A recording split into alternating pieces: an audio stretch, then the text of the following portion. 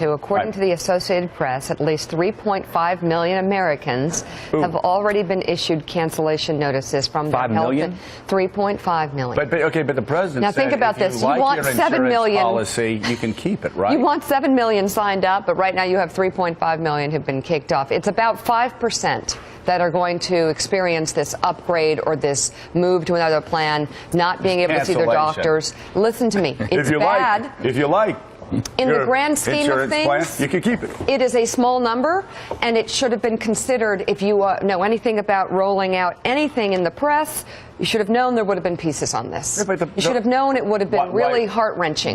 There are heart-wrenching stories. Why didn't the media push the president more when he kept saying you can keep your policy? Oh, they're pushing him now. Now they are. May I continue? Sure. Yeah. That number is likely to go up as data from half the states remains unavailable. And the Washington Post reports in 2010, the White House was split on how to run the Obamacare exchanges. The president's top economic advisors, including Larry Summers, wanted a health reform czar with business, insurance, and tech experience to run the program. But the president decided to stick with his political team after health advisors said they could handle the job. David Cutler, who wrote a White House memo, was warning that no one was, quote, up to the task. And he told the Post they were running the biggest startup in the world, and they didn't have anyone who would run a startup or even run a business. It's very hard to think of a situation where the people best at getting legislation passed are best at implementing it. Yesterday, former White House advisor David Axelrod defended the president on Meet the Press. Why did not you or somebody else say to him, Mr. President, don't say no matter what you're going to keep your health care plan? Was that bad practice? Hindsight is 20/20 because but that's why you're there, is to say it's not hindsight. There is a small group of people, David. The vast majority of Americans, that statement will hold true for it. For this small group of Americans, it hasn't. But the calamitous thing here is that the website wasn't up because many of those people who have to transition are going to get better insurance for less money, but they just can't tell that now because they can't get on the website. Earlier in the show, former Republican nominee for president, Mitt Romney, was critical of President Obama's handling of the law. I think the key thing that the president is trying to get away from, and that is that he told people they could keep their insurance, and that was not the truth. And whether you like the model of Obamacare or not, the fact that the president sold it on a basis that was not true has undermined the foundation of his second term. I think it's rotting it away.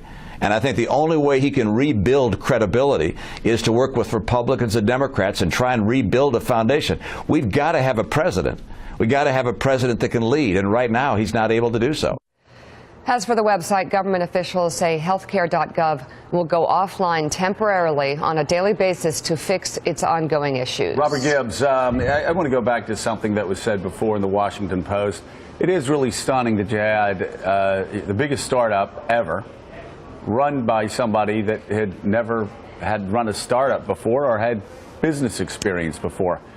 I mean, looking back, I mean, people are going to be scratching their heads for years going, how did they make this mistake? So how do mistakes like this happen inside the West Wing?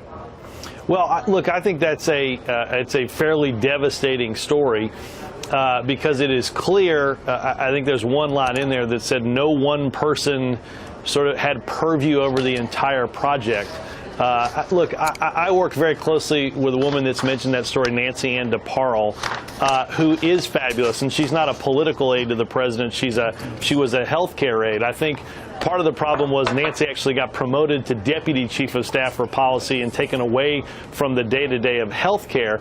But there's no doubt that whether it's at HHS, CMS, inside of the White House, I mean, the results now after the first month are fairly clear that nobody was in charge of this project full time because, as was mentioned, I think in the lead-in, you've got 6 people that have that signed up on the first day, according to reports. And I do agree with what David Axelrod said in that the cancellations have been exacerbated by the fact that you can't get on the website to find out what the alternative would be. In many cases, you'll qualify for subsidies that for a better health care policy. So it's been exacerbated by the fact that you can't find out what's going on because the website's a disaster. Robert, you're a communications guy. and you were there. How could the president say, and there's a clip we'll show where he says it many, I times. remember I'm sure it. you've seen on New York Magazine. You keep your plan.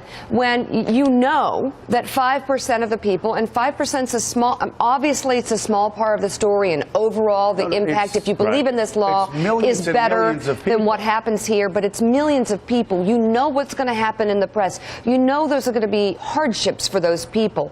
Why would you let your president say that? Well, look, I don't recall significant discussions around some of the verbiage on this, to be 100% honest with you. But do you agree it was a wrong move? Oh, well, certainly. I mean, I don't think anybody dealing with this today finds what was said. Now, I do think some explanation in terms of the fact that policies that were in place at the point in which the president signed them were grandfathered in for this. Insurance companies have then changed those policies, and then they're not in the grandfathered set of insurance policies. So there certainly is some insurance company discussion that has to be had here as to why so many of these policies on the individual market change so quickly.